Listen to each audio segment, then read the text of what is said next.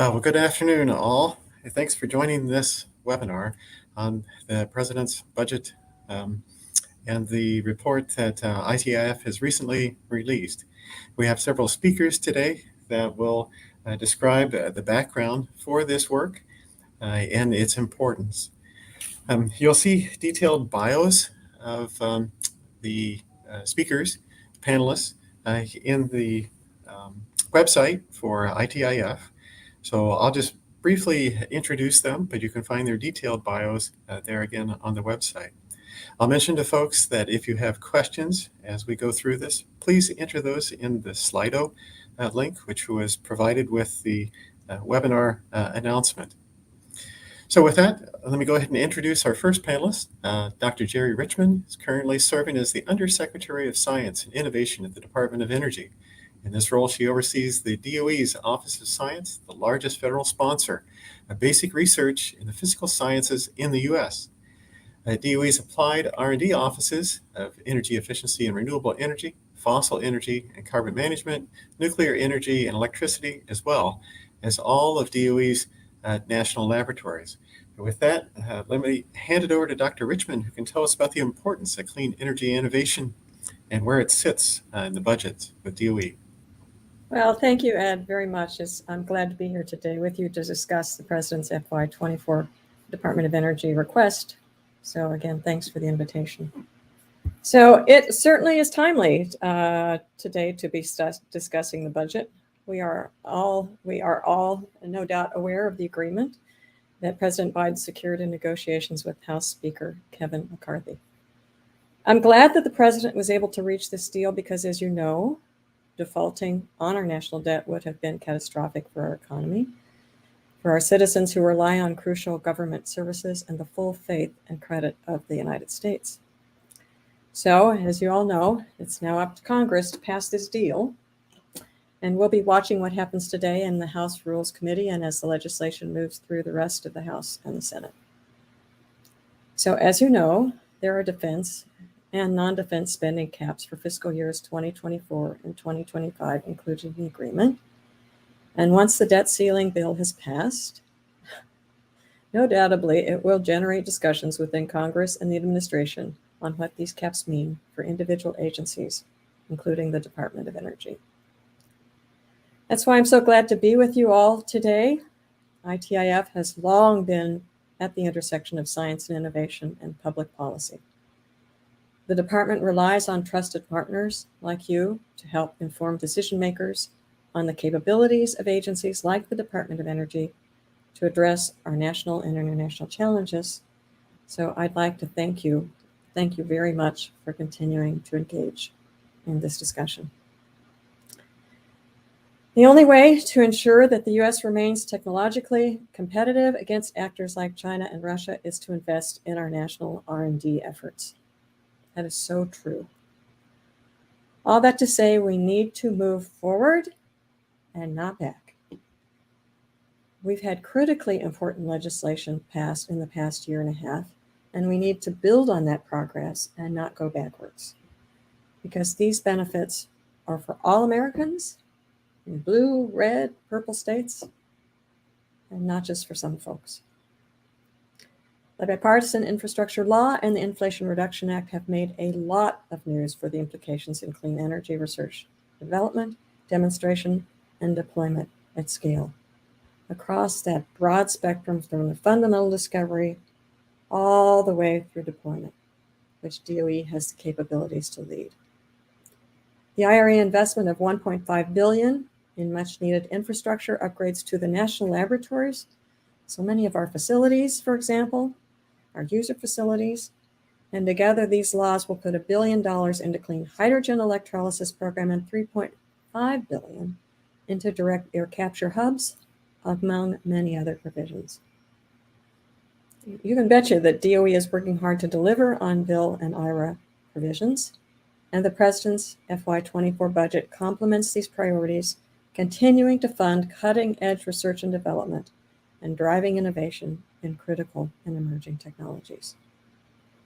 So let me just take a moment to highlight a few of these themes throughout the President's $52 billion FY24 budget request for DOE. So the budget request showcases the vital mission of the Department of Energy in lowering the costs for American people, making sure that the U.S. remains at the forefront of science, innovation, and global competitiveness, enhancing our R&D to drive development of clean energy technologies, building out our energy manufacturing supply chain, and bolstering energy security. Now, across my office and S4 programs, I'm referred to as S4 programs, some priorities include investing in 7 DOE-wide energy earthshots the department has launched to set bold decadal targets for driving down the costs of new clean energy technologies. This is really important because our earthshots span key areas across the clean energy economy: clean hydrogen, long-duration storage, carbon storage, enhanced geothermal, floating offshore wind, and industrial heat. And last week, we launched our 7th, the Clean Fuels and Products Shot, which aims to significantly reduce greenhouse gas emissions from carbon-based fuels, including through the increased use of biomass and waste feedstocks. As a scientist myself for over 40 years and a researcher for that long, I know how important it is to get these earthshots going, to overcome those last impediments that we need to do in order to get further to reach our climate goals.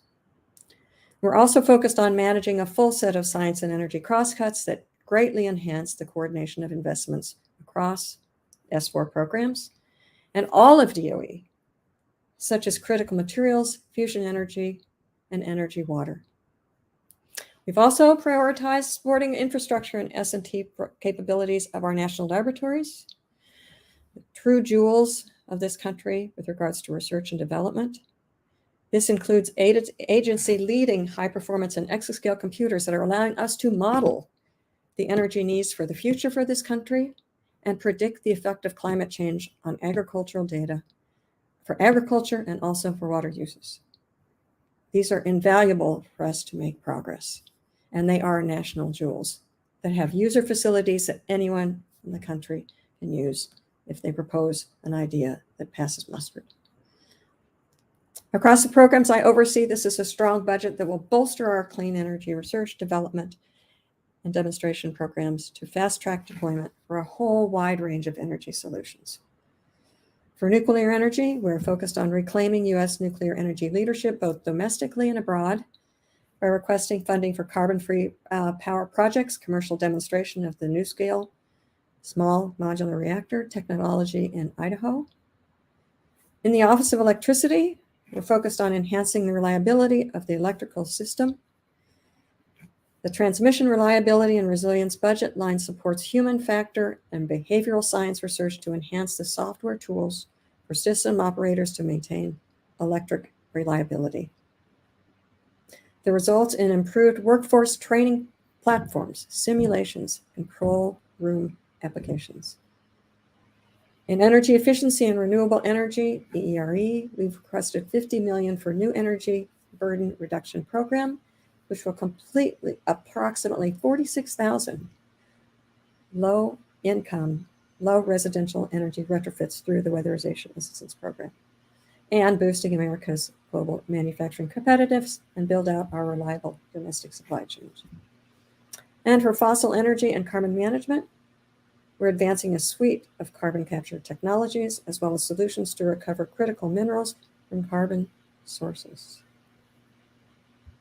And we're also prioritizing meaningful engagement with communities focused on improved economic and environmental conditions that result in creating good-paying jobs, supporting domestic energy and industrial production and manufacturing, and ensuring that partnerships can scale up carbon management in a way that is socially and environmentally sustainable with economic benefits for all. And our gem of fundamental science, the Office of Science budget, ensures the robustness of U.S. science and technology enterprise by aggressively moving up against the expectations set up by the CHIPS and the Science Act.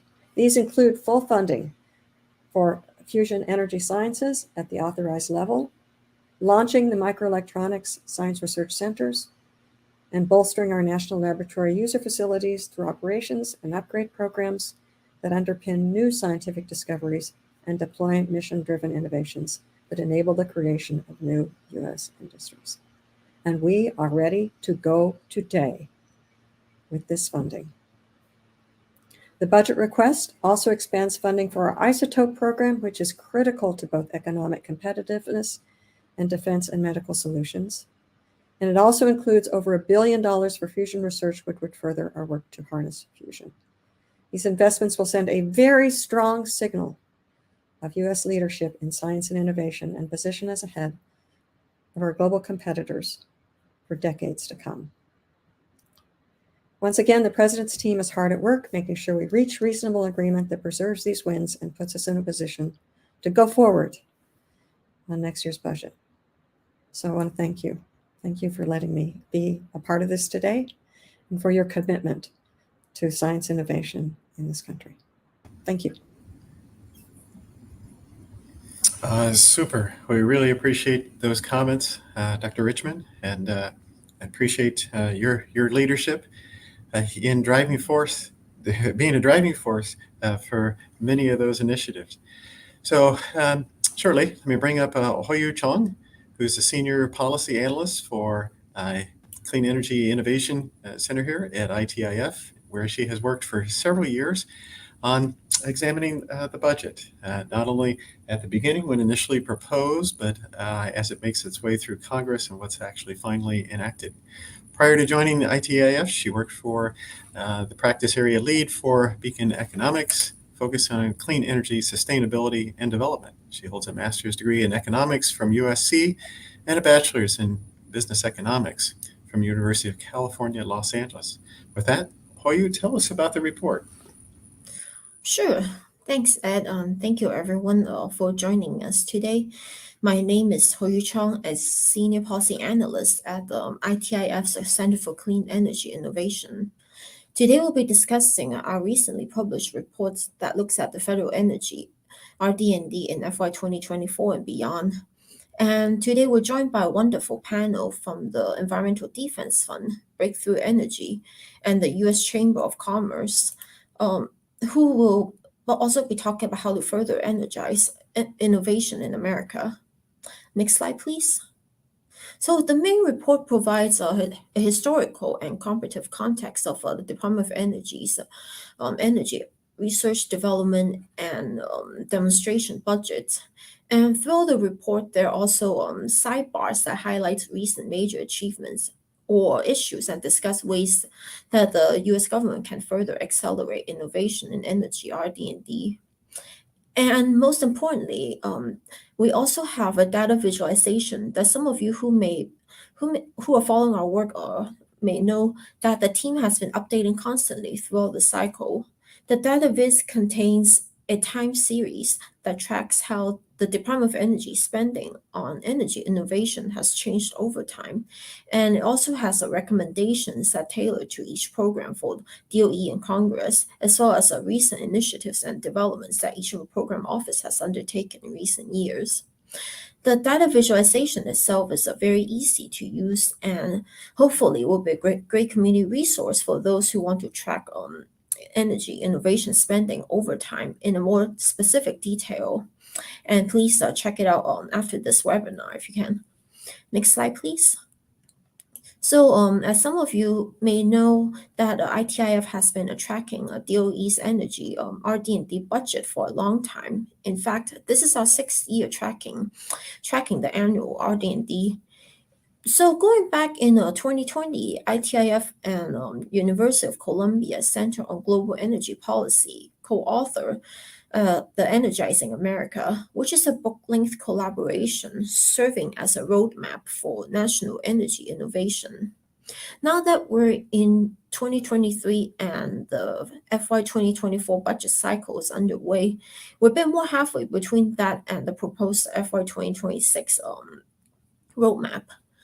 So this energy RD&D report also builds on the key pieces of legislation that are passed in recent years, namely the Bipartisan Infrastructure Law, or IIJA for short, which funds key technologies like clean hydrogen hubs, carbon capture, and battery recycling and application, as well as the Inflation Reduction Act, which provides fundings for the nation's national laboratories and sets up the Advanced Industrial Facilities Demonstration Program. And finally, the CHIPS and Science Act, which authorizes billions of fundings for existing and new energy innovation programs. Yes, these are major wins, but looking immediately forward, some programs are still relatively underfunded, and these programs together add about $6 billion annually, coupled with the President Biden's proposed budget of 11 billion in clean energy innovation. Things are looking pretty great, but um, there are specific program areas that are still relatively underfunded, and in addition, the billions of funds from the CHIPS Act are merely authorized and still need to be appropriated. Next slide, please. So with that, let's talk more about DOE's energy RD&D programs in detail. As Dr. Richmond mentioned, the Department of Energy oversees much more than just the nation's energy system, encompassing many more functions. Presently, about 1/5 of the budget actually goes to support a clean energy innovation. And nuclear security, defense, and environmental management are actually DOE's largest functions, making up about 1/2 to 1/6 of DOE's budget annually, respectively. So this graphic specifically in this chart shows a breakdown of DOE's research, development, and demonstration portfolio, which is a bit over 9 billion in FY 2023. As you can see, the DOE's energy RD&D programs span across ARPA-E, the relatively new Office of Clean Energy Demonstration, and additionally 7 technology categories: renewable energy, sustainable transportation, and energy efficiency, which are collectively housed under the ERE, or Energy Efficiency and Renewable Energy Office, as well as energy transmission, storage, and distribution, nuclear energy, fossil energy, and carbon management, and finally, basic energy related research under the Office of Science. So, some of you may already be familiar with most of these programs. In addition to OSED, DOE has done tremendous work recently restructuring the programs and offices to better serve its missions.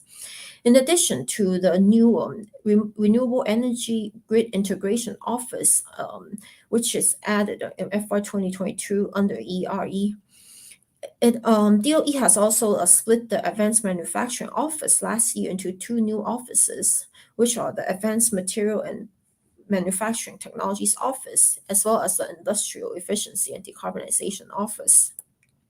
So feel free to take a look at the chart, and I apologize that the output is looking a bit strange, but so compared to the past, next slide please.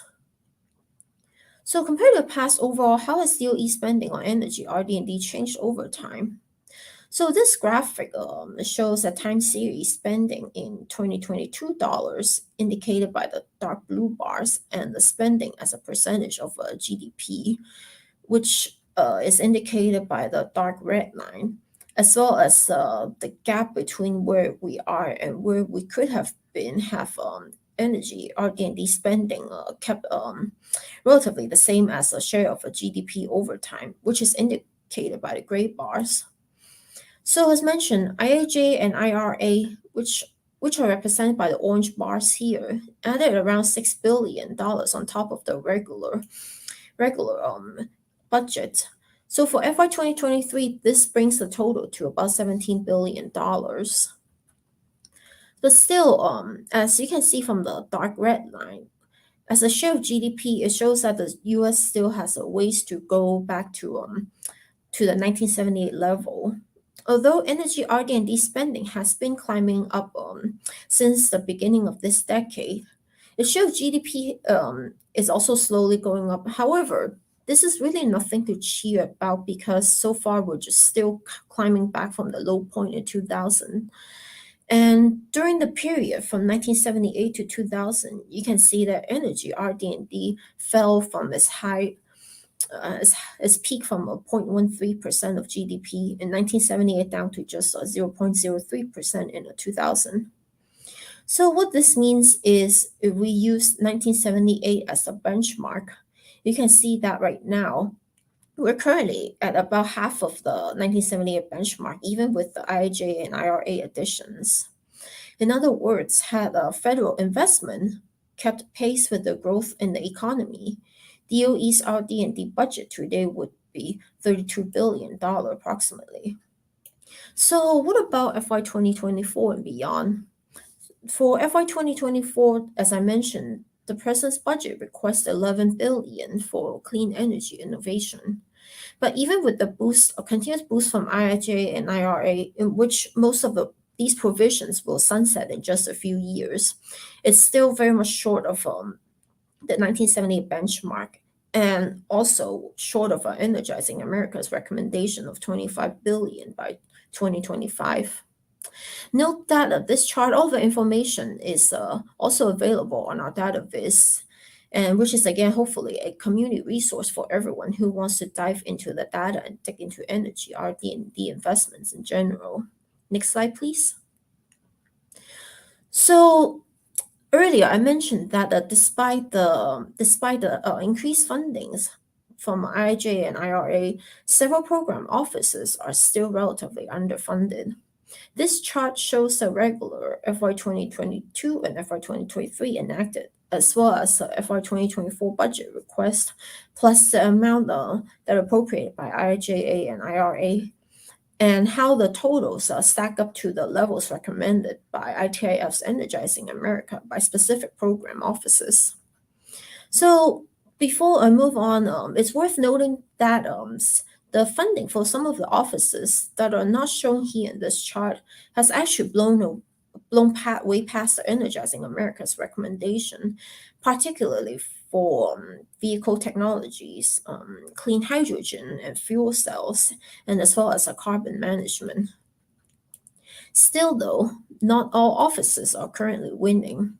Particularly, this report finds that geothermal, buildings, manufacturing, bioenergy, ARPA-E, and nuclear are lagging behind.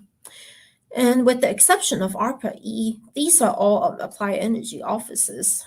And indeed, compared to the previous FY 2023 budget request, which is not shown here, by the way, the FY 2024 requests for ERE and nuclear RD&D programs are actually slightly lower. Next slide, please. So what does this mean? With that, let's at least keep the momentum going, established from these landmark bills. And as mentioned, several applied energy offices are still falling behind. For example, for buildings and the manufacturing office in particular, one of the major barriers to decarbonization of these emission sectors is electrification, or the lack thereof from these bills. While the long-duration energy storage shot is one way that DOE is trying to tackle this, and that the bipartisan infrastructure bill provide $500 million for long-duration storage demonstration and pilot projects, many parts to electrification still remains relatively absent.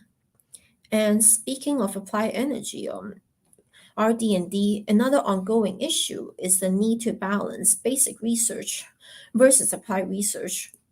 So according to the International Energy Agency's tracking clean energy progress, except for LED lighting and electric vehicles, none of these other climate and clean energy tech mentioned are on track for decarbonization by 2050.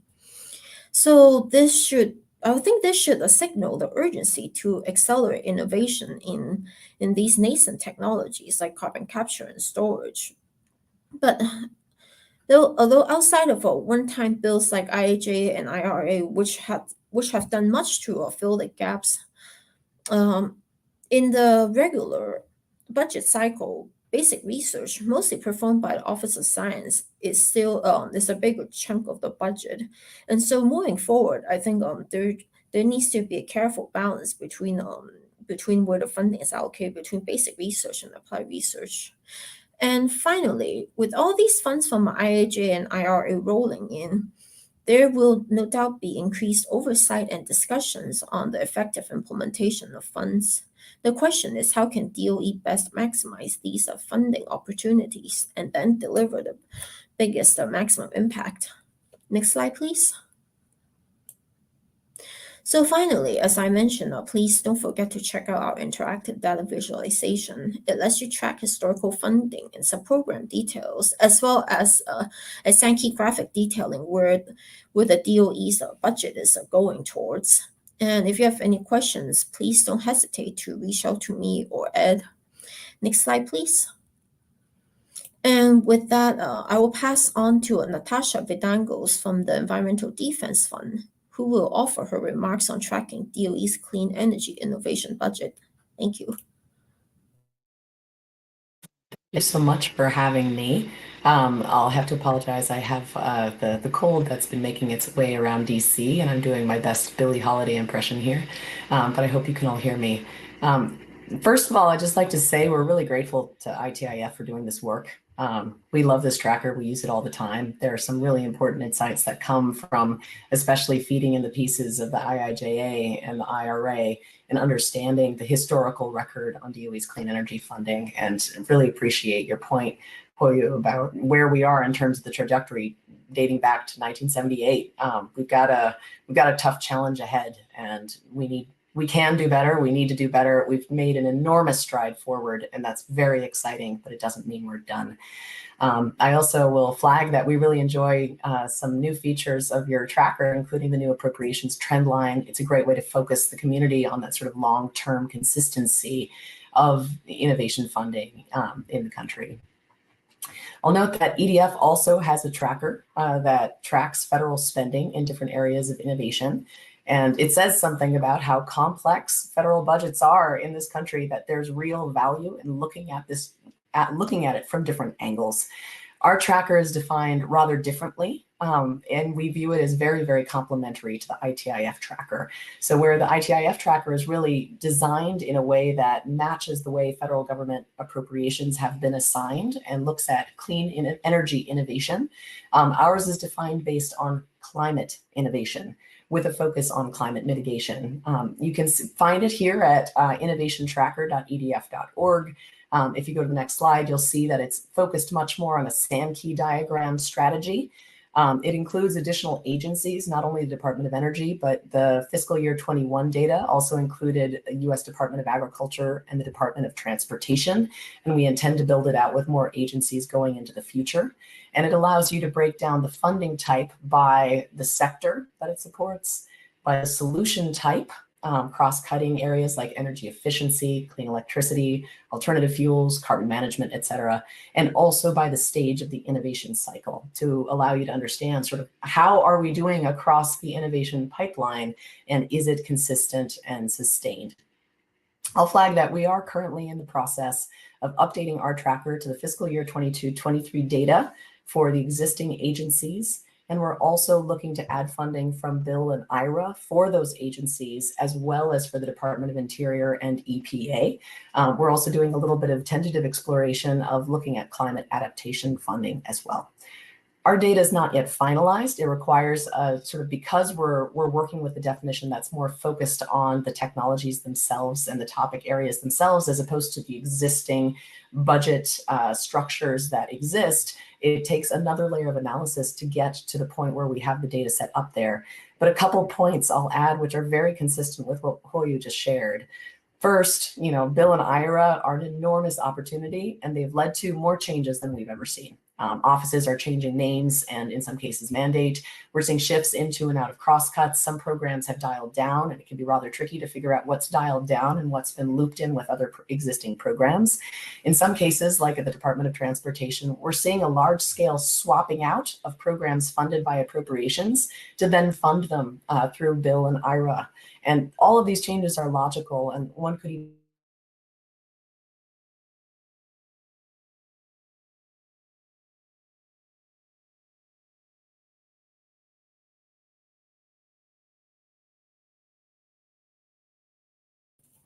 Oh no, it looks like we lost Natasha. Oh, Ed, you muted. Sorry, folks. Am I back up? I know we lost me. There you go. Am I back in? Yep, you're Thank back. you. Apologies, technology. So I was just, I will repeat this line because it was important. I was just saying kudos to Hoyu and her team for pulling these numbers together relatively quickly. I'll just flag for those of us in the tracking space, it is a lot harder than it used to be. This year has been a significant shift and change. My second point is that while the bill and IRA have led to significant increases in many areas that we're really excited about, the overall impact is that the Department of Energy is dedicating less appropriated funding to climate innovation than they did before. We calculate, to give a sense, we calculate that in 2021, DOE spent about 19% of its appropriated budget on climate innovation. That matches pretty closely with Hoyu's 1/5 estimate. And in 2022-23, this fell closer to 15%. We're also seeing industry spending through appropriated mechanisms has actually been decreasing from about 16% in fiscal year 21 down to about 9.6% in fiscal year 23. So this doesn't mean that there's less being spent in those areas. And at the end of the day, the program does not mind if the funding comes from one mechanism or another. But as we think about the long-term trajectory, we do need to ensure we're not assuming bill and IRA will provide that long-term consistency in the market. At the end of the day, these programs will finalize and they will complete, and then the appropriated funding will be taking over from that point. And we know that appropriations very often builds off of precedent of what was appropriated previously. So it is somewhat concerning if Congress tends to undercut existing appropriations, believing it to be covered under bill and IRA. I'll also flag, I know that this particular tracker hasn't talked about the tax credits in the Inflation Reduction Act. And there's a couple of very good reasons. First, because it will take a little while for the tax credits to really generate data. Second, because tax credits in general as a mechanism tend to be much less transparent through the federal process. And the Government Accountability Office noted back in 2019 that at that time, before bill and IRA passed, it was already true that tax expenditures were comparable in size to the federal discretionary spending. And this is a pretty major change relative to 40, 50 years ago when tax expenditures were a very small part of the federal budgeting process. So we are shifting in the direction with these different tax credits into a space where it's a little harder to know where the funding is going and how it distributes. Final point. We're not done. We still have a long way to go. There are gaps. I appreciated Hoyu's listing of the gaps. We have the same ones on our list. We did see, the Office of Clean Energy Demonstrations has done a tremendous job in building out a new space in terms of energy demonstrations, but there are a lot of different technologies that require demonstration. And some of the biggest programs are really focused on very specific technology areas. There are others too that require attention. We'd love to see more funding going into industry writ large. And in some cases, you're seeing major plus-ups in funding in some parts of the innovation pipeline that are not matched across other parts of the innovation pipeline. So, again, Hoyu mentioned hydrogen and carbon management as two areas along these lines. The Direct Air Capture Hubs program promotes $3.5 billion in projects, but a lot more could be done in terms of R&D. And we're seeing similar things with hydrogen, where the incentives for demonstrating and deploying hydrogen are very, very high. It would be great to match that with more R&D on the other side as well. Also, a flag, there's a lot of really good stuff in the CHIPS and Science Act. We'd love to see more of that appropriated as well. So many thanks to everybody who's trying to fight the good fight, make all of this as transparent and clear and understandable as possible so that we can all pull for the United States to push innovation as it should. Thanks, Natasha. And thank you, everyone, for joining. Thanks to ITIF for doing this report.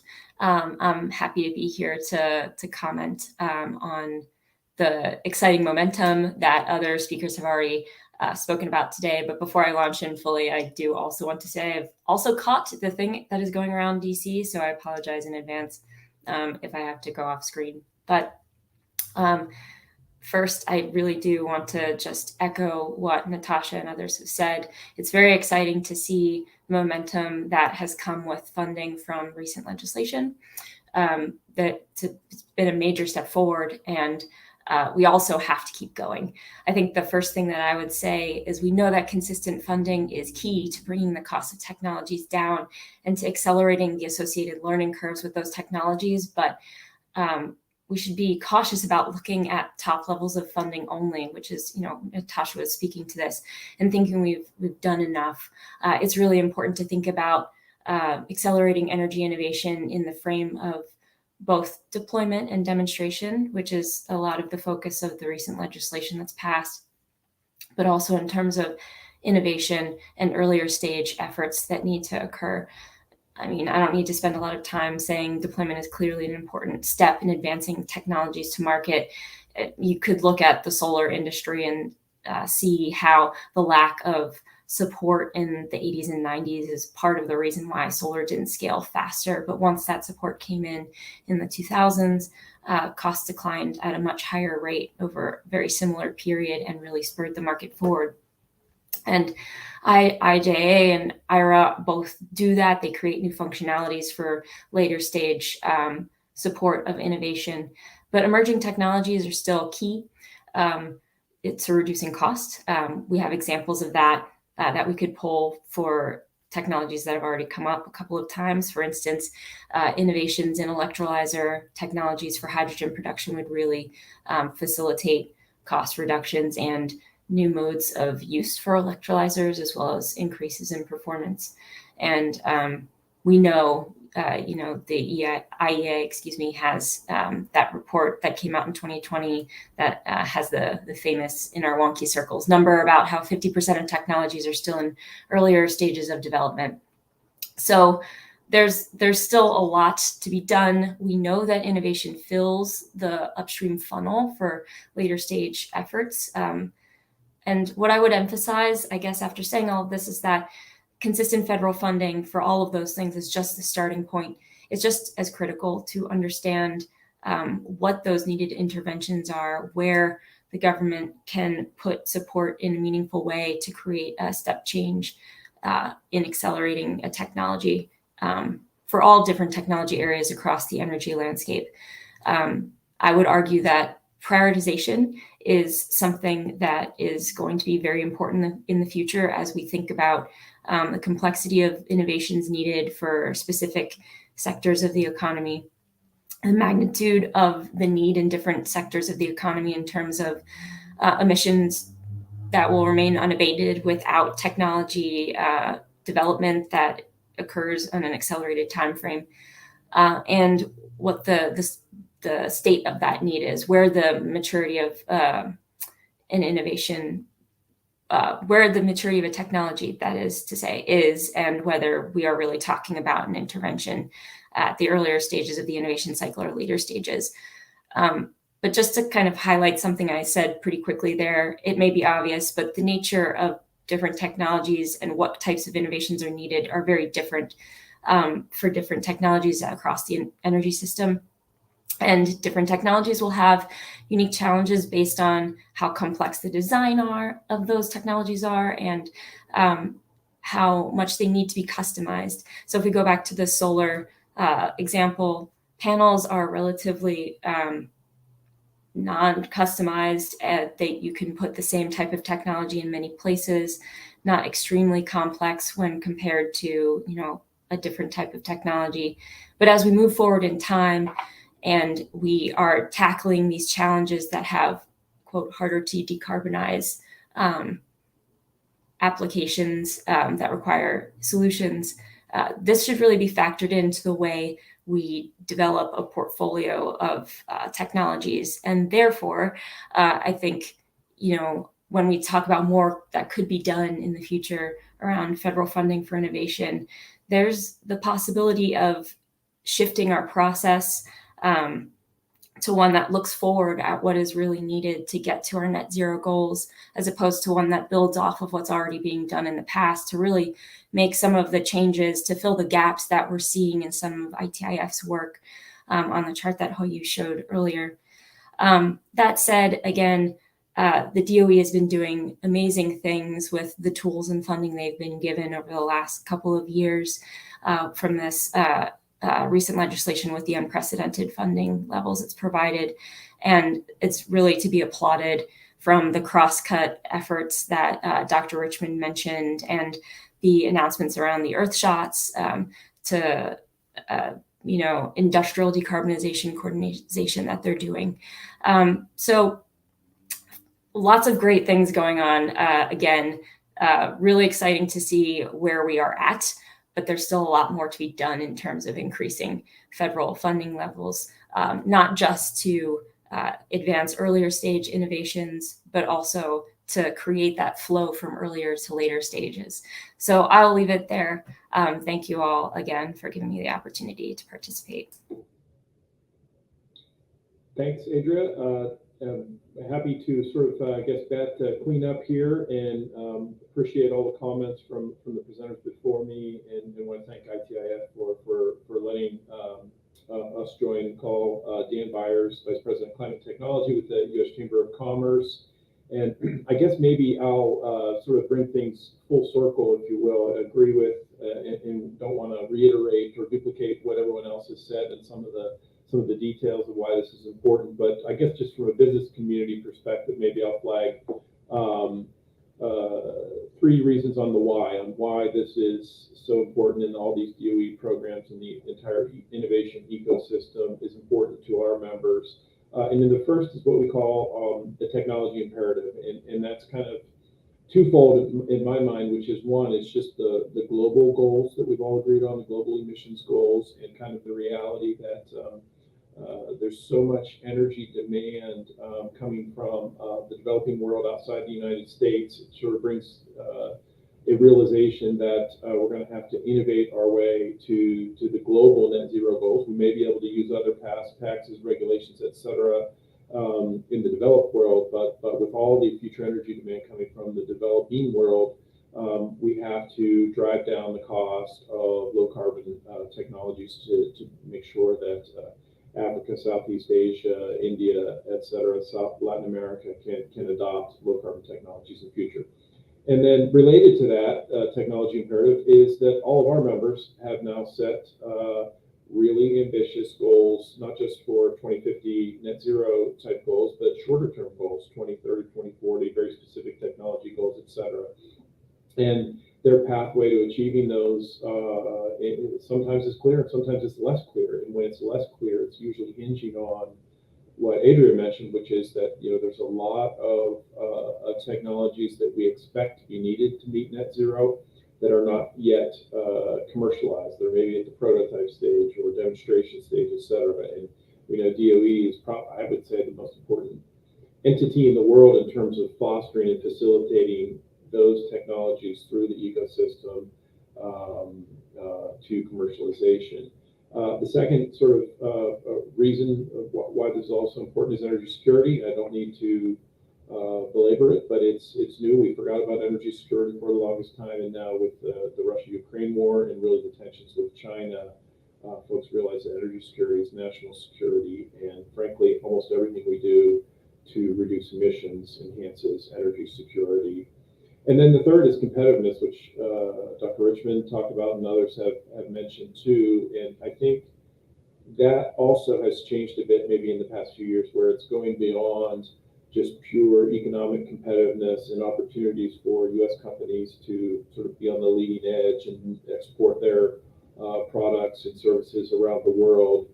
But there is a sort of a link back to the national security aspect of competitiveness when we think about clean energy supply chains and resilience, as we understand coming out of COVID, the importance of that. And I think the IRA really looked at that. We have other policies that are looking at it, but the reality is we have a strong DOE through all these sort of different pieces of the puzzle, from the early stage research, the national lab infrastructure, the workforce, commercialization, the tax incentive, mobilizing private investment, et cetera.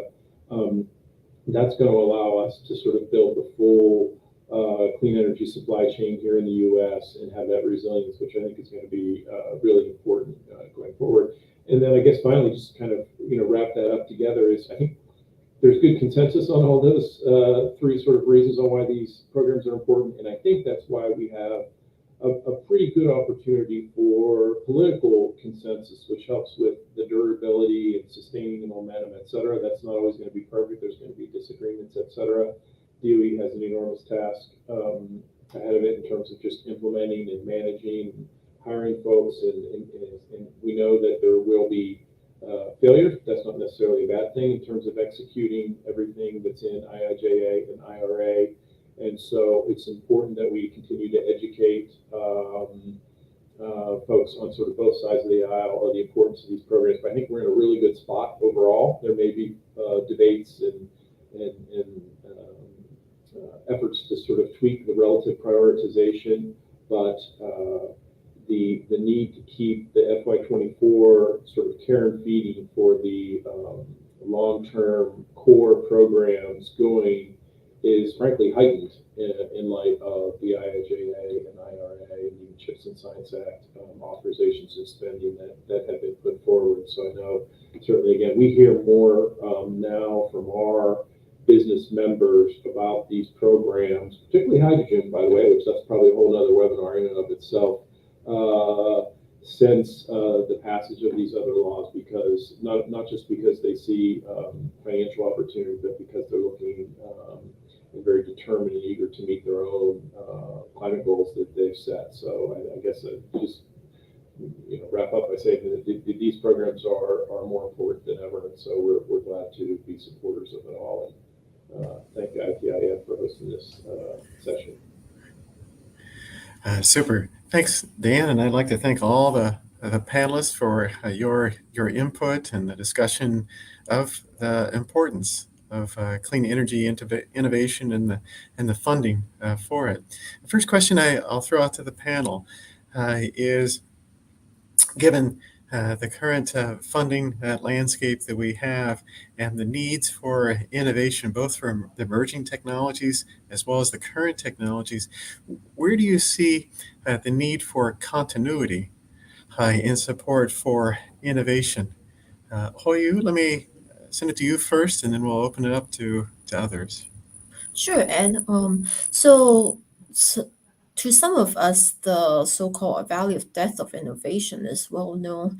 However, it seems like DOE has also started to pay increasing attention to the early commercialization, where there's another potential valley of death. So it's not mentioned in my presentation, but I did talk about it in the budget report about the new Foundation for Energy Security and Innovation, FESI, which is currently housed under the Office of Technology Transition. I am personally really looking forward to how that program might evolve in the upcoming years to bridge the early commercialization gap. That said, as I had mentioned earlier, I still think there are parts of every aspect of the continuity of innovation system, whether it be early stage or R&D to the demonstration side, that can also use further fortifications. So wonder if others in the panel have something to say about this. If I can jump in, Hoyu. Yes, please. The continuity issue is just huge, and I can remember having been around for a long time. I can remember when all of my colleagues were getting into solar energy in the 80s, and then they all sort of disappeared in the 90s because the funding went down, and then we try to reinvigorate it back again. So that talent that you create, whether it be that talent that is in the early stages or also taking it to commercialization, that talent that you create because you have optimism that the funding will continue, and then it doesn't, you get so far behind. And so that's why I think this question of continuity for funding and also workforce, we can't slow down with this. We can't afford to slow down because the earth is burning, and we have to make sure that all aspects, all the way across that spectrum of RD&D, keep going. Anyone else want to chime in? Good points there relative to capacity growth and talent growth, I would say. Natasha, looks like you had a comment there. Just reinforce what both Hoyo and Dr. Richmond said and say it's really a matter of responsible use of funding to ensure that what we're investing in is really something we're investing in and not creating these gaps and breaks. Like Dr. Richmond, I studied biochemistry at a stage when there was significant plus ups of that budget, which later were overcome by inflation. And I've seen firsthand how there can be disruption, people changing careers, centers closing. And, it's not the most efficient use of funding. So at the end of the day, innovation is about building an ecosystem that leads to not only a new technology that works in context, but also the demand for that technology, the workforce to build that technology, the people using that technology, the incorporation of that technology into an existing process. And when all of those things have consistency across the pipeline, they tend to grow together. When you have breaks and bursts, it does not work nearly as well. So. Okay, any other comments? Yeah, I'll just chime in to say, I think, Natasha, you said a really important word, which is disruption. And I think that's the thing you're trying to avoid by asking for continuity. And I think that, if there was a forward planning effort across multiple years and it was clear where funding was going for different areas across the RD&D continuum,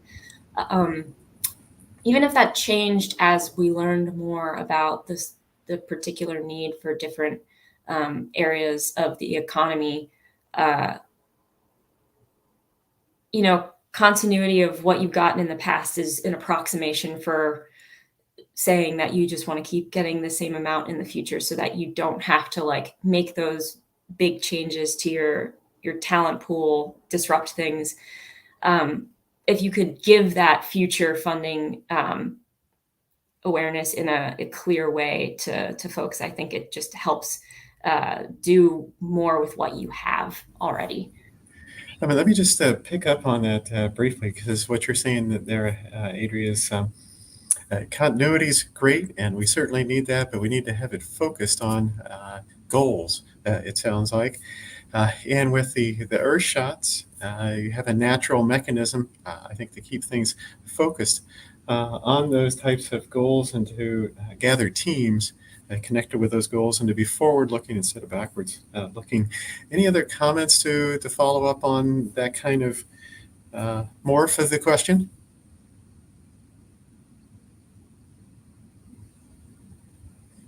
If not, let me bring up another question, and that is, as we look at the funding that we currently have and today's political environment, and perhaps the outlook for additional funding increases, whatnot, where do you see the greatest approach towards getting the biggest bang for the buck?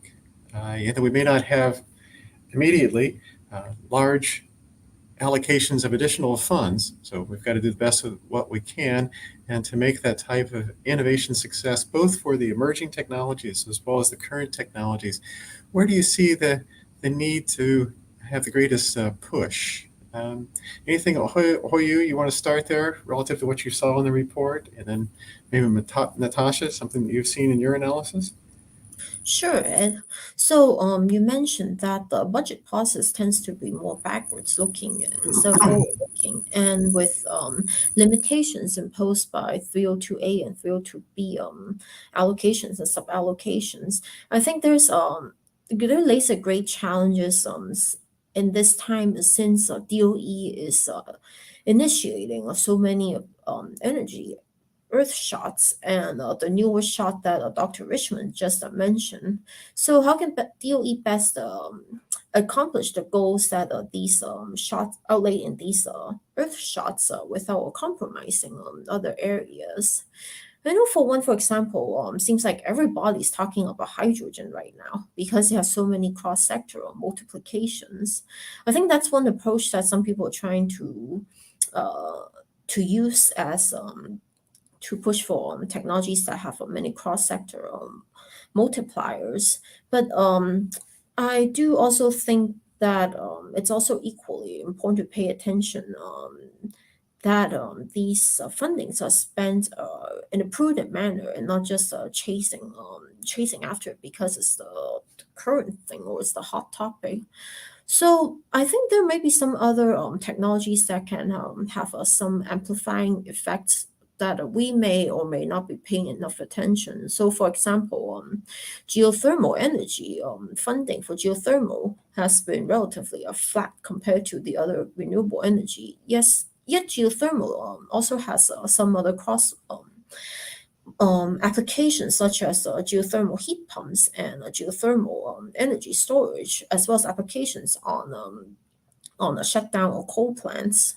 So yeah, well, I don't really have a technical scientific background like Dr. Richmond or Natasha. Perhaps they can chime in on some of these aspects of what they see out there.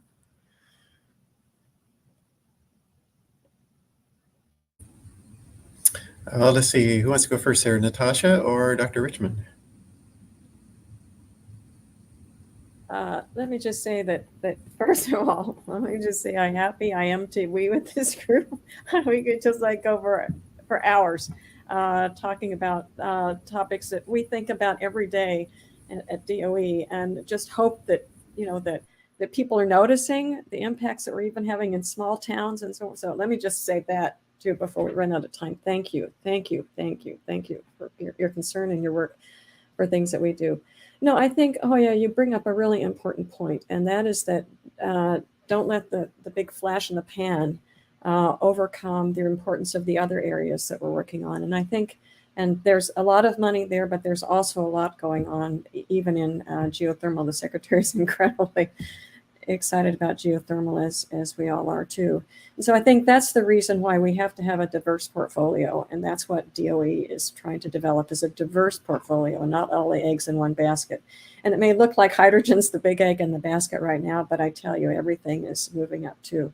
As I say every day in all of this, in all the science that the Department of Energy does, all the demonstrations, all the things that we do, the priority is keeping in mind that there's a lot of important science to be done, and there's urgent science to be done.